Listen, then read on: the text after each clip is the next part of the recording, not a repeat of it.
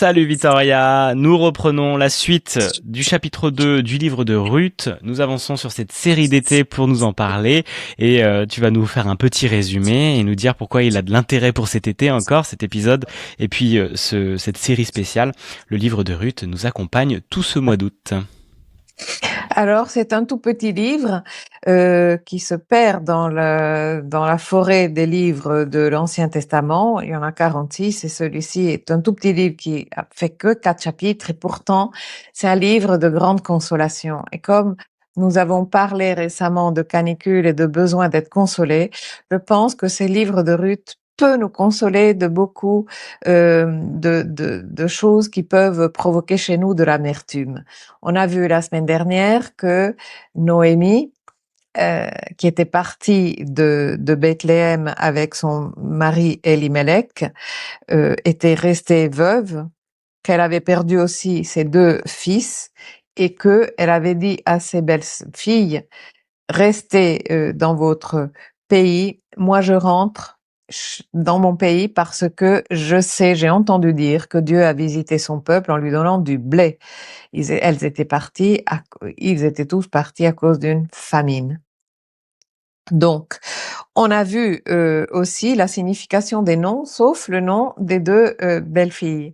Alors, la belle-fille Orpa signifie celle qui tourne le dos, et effectivement, à deuxième tentative de Noémie de la faire rentrer chez elle, elle repart en Moab, pays étranger s'il en est né d'un inceste, et peuple né d'un inceste, et Ruth, l'autre belle-fille, veuve donc d'un des fils de Noémie, signifie l'amie, et elle reste l'amie de sa belle-mère jusqu'à la fin de sa vie.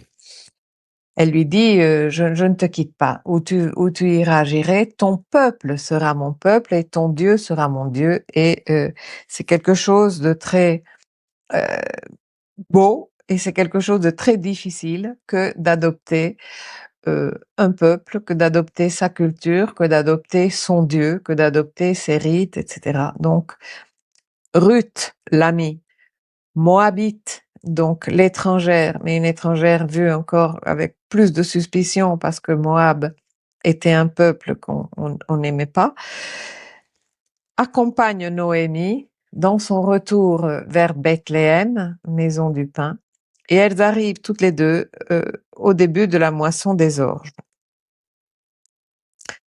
Chapitre 2, Noémie avait du côté de son mari un parent. Alors, il reste quand même un parent. Il n'était pas parti à Moab avec Elimelech, avec le mari de Noémie. Il reste et il est à Bethléem, un homme de condition, donc un homme qui était riche, qui appartenait au même clan qu'Elimelech. Il s'appelait Boz. Et là, deuxième bonne nouvelle, alors qu'on a vu que le premier chapitre s'ouvrait sur 3 drames, le premier chapitre se termine sur une bonne nouvelle. Elles arrivent à Bethléem au début de la moisson des orges. Deuxième bonne nouvelle, Noémie a un parent. S'il y a un parent, ça veut dire qu'il y a un homme dans les parages. Et s'il y a un homme dans les parages, c'est vie pour les femmes, parce qu'à l'époque, elles n'existaient pas s'il n'y avait pas d'homme à côté d'elles. Un père, un mari, un fils. Et là, il y a quand même un parent.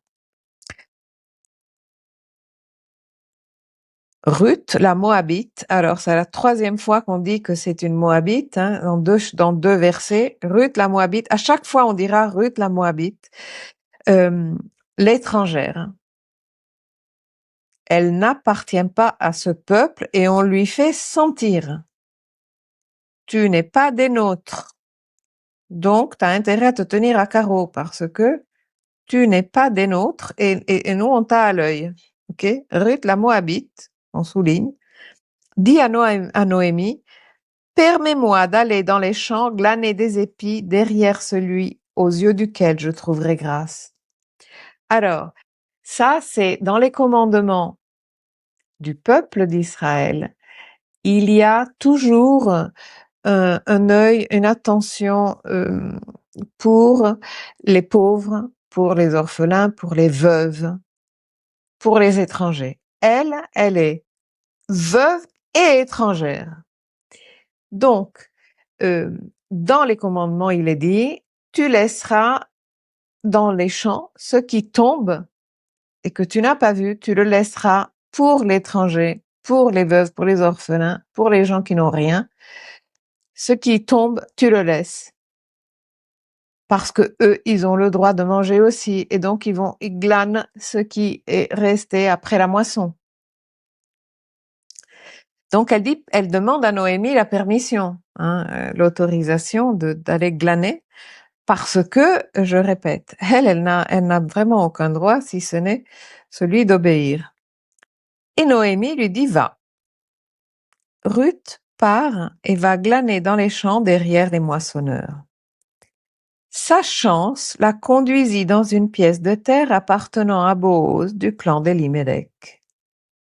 Alors, on traduit sa chance, mais c'est, comment dire, c'est un beau cadeau de Dieu que de la conduire là. C'est pas la chance, hein. Elle arrive là parce que elle est conduite par ce Dieu qui ne veut que le bien de ses enfants, d'accord? Donc elle est conduite à jusque-là, elle connaissait rien, elle ne le sait pas. Elle ne sait pas qu'elle est au bon endroit au bon moment. C'est la chance, c'est le destin, c'est le hasard, c'est l'amour qui nous guide. Et donc elle arrive dans ce champ qui appartient à la famille de sa belle-mère, donc à sa famille aussi, puisqu'elle était la veuve d'un fils d'Elimelech, donc. Or voici que Booz, arrivé de Bethléem dans les champs, il arrive de la ville dans les champs, et voilà, alors, on va nous décrire ce Booz. Et ce Booz est un homme que toute femme aimerait rencontrer. Moi, je te dis que vraiment, tel qu'il est décrit ici, c'est un homme d'une douceur extraordinaire. Que le Seigneur soit avec vous, dit-il au moissonneur. Déjà, c'est magnifique. Alors, au lieu d'arriver et de dire espèce de gens paresseux, bougez-vous, vous devez travailler plus, qu'est-ce que vous faites là? C'est le patron, c'est le maître. Et au moissonneur, il dit que le Seigneur soit avec vous. Il commence par les bénir. C'est un patron magnifique. Et eux répondent que le Seigneur te bénisse. Donc on voit déjà que il y a entre Booz et ses ouvriers une relation de grand respect et de grande attention les uns envers les autres. Booz demande alors à celui de ses serviteurs qui commandait au moissonneur, à qui est cette jeune femme? Ici, la Bible de Jérusalem met une note et je la lis, la note, parce que on a déjà parlé de ça, mais la note est importante. En Orient, toute femme appartient à quelqu'un, père, mari, frère ou maître. Donc, à qui est cette jeune femme? À qui appartient-elle? Les femmes, elles n'ont pas d'existence propre. D'accord? Elles existent parce qu'elles sont la fille d'eux, ou la femme d'eux, ou la sœur d'eux. D'accord? Et donc, Booz dit, à qui appartient-elle? C'est une culture. On n'a pas à juger de ça. D'accord? C'est leur culture. C'est comme ça. Mais ça nous permet de comprendre pourquoi cette question. Et le serviteur qui commandait au moissonneur répondit, Cette jeune femme est la Moabite. Alors, ça y est, elle a l'étiquette, tu vois. La Moabite, on sait déjà qui c'est. Dans toute la ville, on sait que la Moabite, c'est Ruth. La Moabite, l'étrangère. Celle que on regarde avec suspicion. Celle qui est revenue des champs de Moab. Et allez, on te le remet, hein, avec Noémie.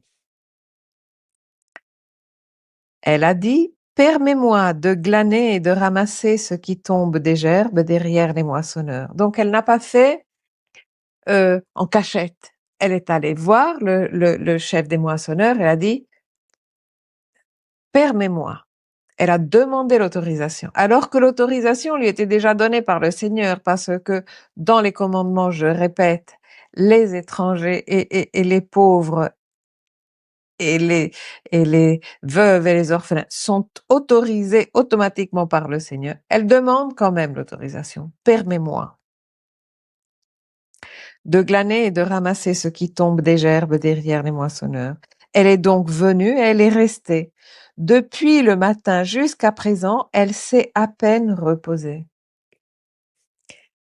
Alors, elle est là pour elle et pour sa belle-mère. La belle-mère, elle n'est pas dans les champs. La belle-mère, elle a envoyé, elle a dit, va. Enfin, elle l'a autorisé à aller. Donc, elle doit glaner pour les deux. Et glaner, ça veut pas dire moissonner, ça veut dire on ramasse ce qui reste et c'est très peu. Donc, forcément, elle s'est à peine reposée. Mais lui, il souligne ça. Il souligne que voilà, elle est moabite revenue des champs de Moab. Donc, ok, on lui a mis l'étiquette, on le sait. Et pourtant, elle s'est à peine reposée depuis le matin. Et on reconnaît ça. C'est une travailleuse, c'est une bûcheuse, on dirait. Hein. Donc Bose dit à Ruth, tu entends, n'est-ce pas, ma fille? Ne va pas glaner dans un autre champ. Ne t'éloigne pas d'ici, mais attache-toi à mes servantes. Regarde la pièce de terre qu'on moissonne et suis-les. Sache que j'ai interdit aux serviteurs de te frapper. Si tu as soif, va aux cruches et bois de ce qu'ils auront puisé. Alors ce Bose, je répète, c'est le gendre idéal. Enfin, c'est le mari idéal. Il a de telles attentions vis-à-vis de cette femme. Il la rencontre pour la première fois. Hein. Alors il en a entendu parler puisque toute la ville a été en émoi. Mais il a dit c'est qui. Et il la rencontre pour la première fois et pourtant il comprend par le fait qu'elle ne s'est pas reposée, qu'il sait que elle est là pour elle et pour sa belle-mère. Il comprend qu'elle a besoin d'aide et donc elle lui dit ne va pas ailleurs. Mes serviteurs ne vont pas te frapper. Si tu as soif, tu vas aux cruches et bois de ce qu'ils ont puisé. Elle a même pas besoin de puiser l'eau. Les serviteurs vont puiser pour elle aussi. Tu vois, l'attention, la douceur de ce Bose vis-à-vis de cette femme qui, et je répète, est une étrangère. Et être une étrangère, c'était presque un péché originel. Hein. Et quelle étrangère, Moabite. Alors Ruth, tombant la face contre terre, se prosterna et lui dit. Alors tomber la face contre terre, c'est une manière de montrer sa gratitude, d'accord? Se prosterner, se mettre par terre, c'est toujours l'Orient. Hein. Se prosterna et lui dit. Comment ai-je trouvé grâce à tes yeux pour que tu t'intéresses à moi qui ne suis qu'une étrangère? Donc tu vois, elle est bien consciente. On lui a bien fait comprendre qu'elle n'est qu'une étrangère. C'est qu'on m'a bien rapporté, lui dit Boaz, tout ce que tu as fait pour ta belle-mère après la mort de ton mari. Donc tu vois, la rumeur, hein, ça va très très vite. La réputation de Ruth la précède. Il sait, on m'a bien rapporté. Des rapporteurs, il y en a toujours. Hein. Ça, c'est des gens pour raconter les choses. Tout ce que tu as fait pour ta belle-mère après la mort de ton mari, Comment tu as quitté ton père, ta mère et ton pays natal pour te rendre chez un peuple que tu n'avais jamais connu ni d'hier ni d'avant-hier. Voilà que Boaz a ce cœur ouvert pour comprendre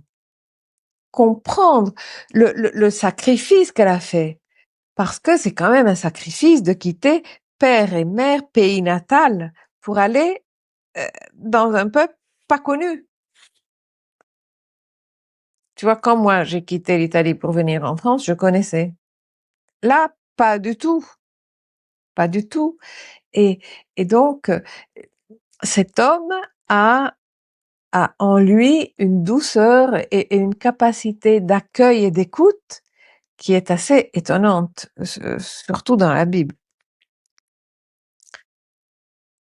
Que le Seigneur te rende ce que tu as fait et que tu obtiennes pleine récompense de la part du Seigneur, le Dieu d'Israël, sur les ailes de qui tu es venu t'abriter. Voilà que il y a cette description, cette expression si belle. Tu es venu t'abriter sous les ailes du Seigneur. Parce que dans la Bible, souvent on dit que le Seigneur étend ses ailes sur son peuple comme un oiseau qui protège ses oisillons. Et donc, Boaz dit, tu es venu t'abriter sous les ailes du Très-Haut.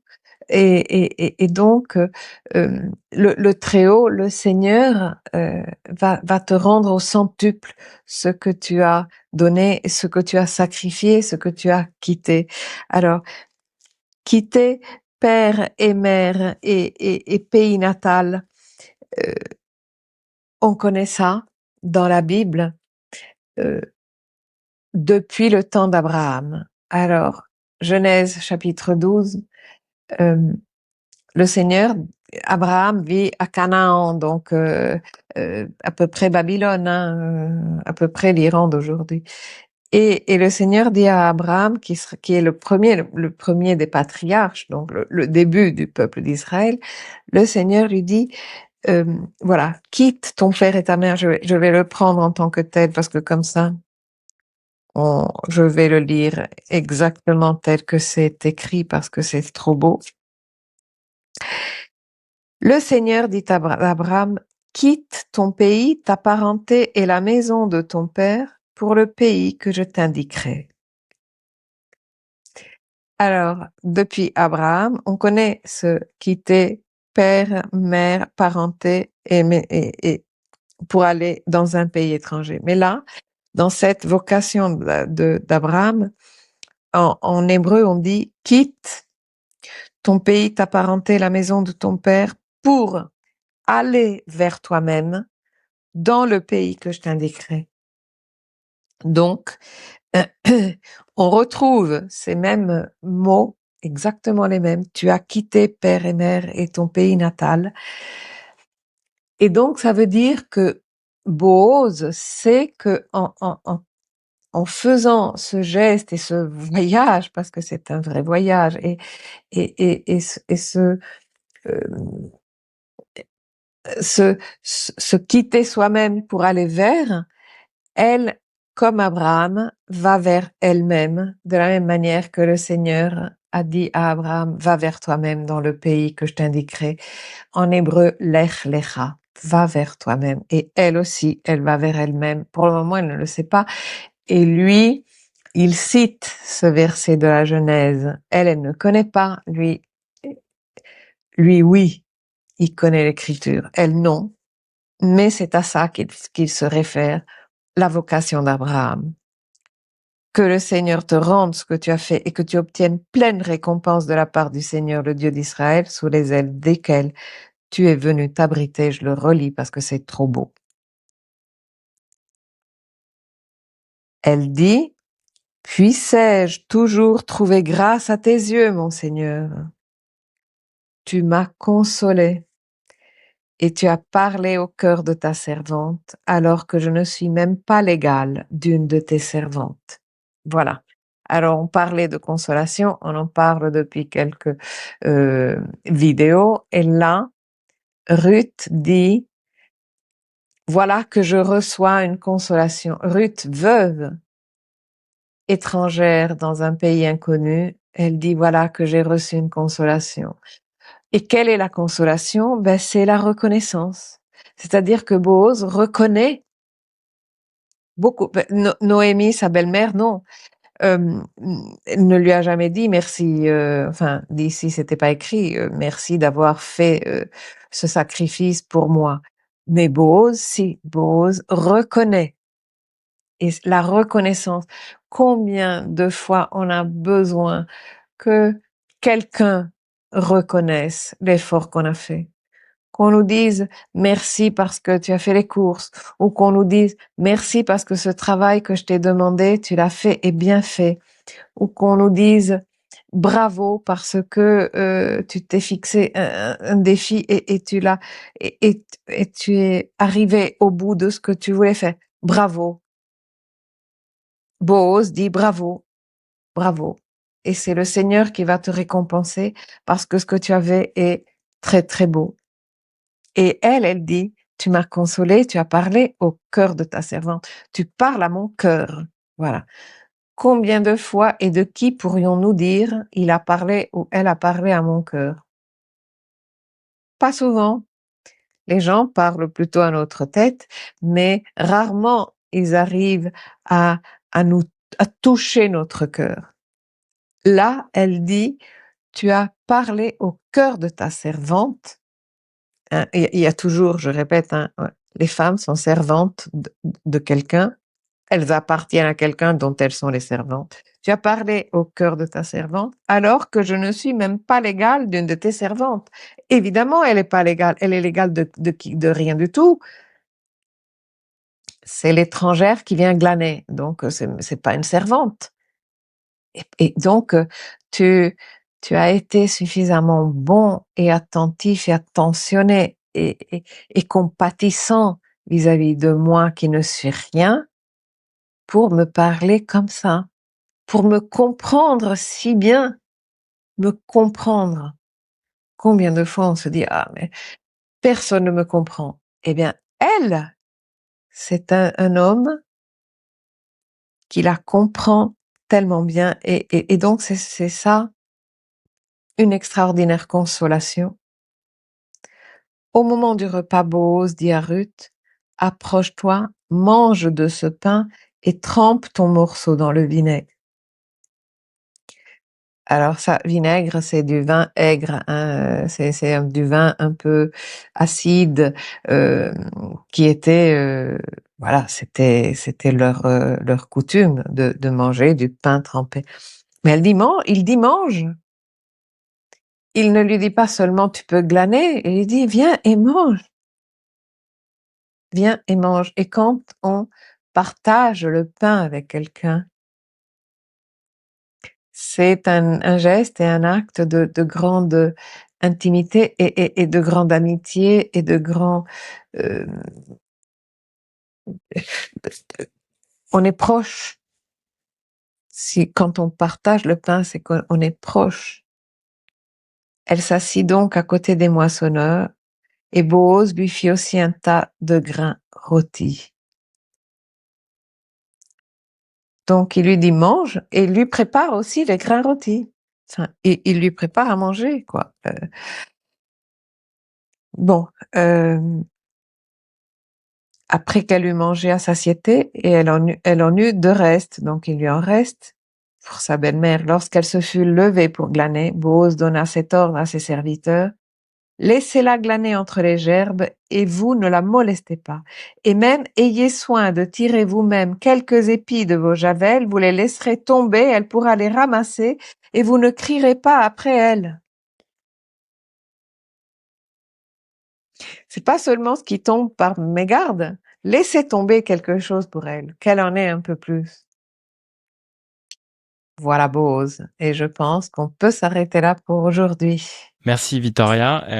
Il est vraiment chouette ce Bose, effectivement. Il a le cœur grand ouvert, il reconnaît. Et ça me fait penser à Jésus, tu en avais parlé dans une vidéo, qui reconnaît, tu sais, une femme qui venait puiser de l'eau. Et il y avait tout de suite Oui, une... la Samaritaine, La oui. Samaritaine, voilà, merci. Ça y est, je suis reconnu, je suis vu. Et en plus, le masculin, l'énergie du masculin, l'homme est aussi celui qui normalement domine et puis ouais, je suis sa servante, tu vois. Donc dans ce rapport un peu effectivement dominant-dominé, il y a quelque chose de mais en fait, je te vois et je vois ta puissance, je vois ton sacrifice, je vois tout ce que tu as fait et je te récompense à la hauteur en tout cas avec mes moyens puis avec mon pouvoir, mon influence avec ce dont tu as besoin et pleine de générosité et on voit en fait que c'est comme si maintenant elle récoltait tous les efforts qu'elle avait fait et que ça commence à arriver dans ce chapitre 2 et on imagine que 3 et 4 ça va être une personne de plus en plus comblée en tout cas elle vient de rencontrer un homme super chouette puis en plus il y a de quoi manger et il est très généreux et il est très gentil et il reconnaît ce qu'elle a vécu quoi. Voilà. Et donc, moi, je pense que c'est bien si on s'arrête sur ce Boaz et qu'on réfléchit à la façon de Boaz d'entrer en relation avec ses ouvriers, avec cette femme, euh, et voilà, pour en prendre de la graine, voilà, pour nous demander, nous, comment est-ce que nous entrons en relation avec les gens. C'est intéressant. Ouais, et comment on rentre en relation effectivement avec ce que le Seigneur soit avec vous, comment on bénit les gens en arrivant, est-ce qu'on reconnaît aussi les efforts des personnes qui nous entourent, nos proches, nos collaborateurs, amis ou autres, et ouais, d'avoir ce petit mot, cette bénédiction, cette attention, cette reconnaissance. Merci pour ce travail. Waouh, dis donc, t'as fait un sacré bon repas ou t'as dû passer du temps pour faire cette belle quiche ou cette belle galette, tu Voilà, vois. voilà, voilà. Mm. Ouais, je trouve que c'est chouette, c'est important de se rappeler ça et ce chapitre 2 est vraiment là pour ça. Et puis l'attitude de Bose, effectivement, est très inspirante. Et en particulier pour Absolument, les parce hommes que aussi. Ouais. il ne lui doit rien, hein. Mm. Il ne lui doit rien. Tout ce qu'il fait, c'est gratuit et c'est par générosité et grandeur de cœur. Puis on voit qu'ils ont souligné Moab, Ah ben Moabite et ça tout. oui, hein. C'est Ça, l'étrangère, t'es au courant. Hein. son étiquette là, ils lui mettent tout le temps, t'es l'étrangère, hein. Ne crois pas que tu fais partie de ce peuple. Non, non, tu Et es une j'aime bien ce que l'idée, étrangère c'est et tu que le fais. Bose, il voit la valeur justement, genre mais c'est une valeur énorme de voir cette étrangère au lieu que ça soit la peste. Non, quelle valeur. Waouh, toi t'es une étrangère, mais c'est merveilleux. T'as vu tout ce que t'as fait et comment t'as quitté ton peuple et ta religion et tout. C'est beau quoi. Voilà, Génial. c'est pour ça que je dis que tout le monde voudrait rencontrer un homme comme Bose dans sa vie. Et très bien. Merci beaucoup, Victoria, pour ce deuxième chapitre et ce deuxième épisode série spéciale été sur le livre de Ruth. Ça nous fait du bien à écouter, à t'entendre et puis à le lire. Donc n'hésitez pas à acheter votre Bible ou à vous le récupérer. Il y a plein de textes dispo sur le net, gratuitement. Absolument. Mais plongez dedans, puis les épisodes sont là pour les éclairer parce que ça donne de la profondeur d'écouter la théologie de Victoria. À bientôt, Merci. semaine prochaine. Ciao tout le monde.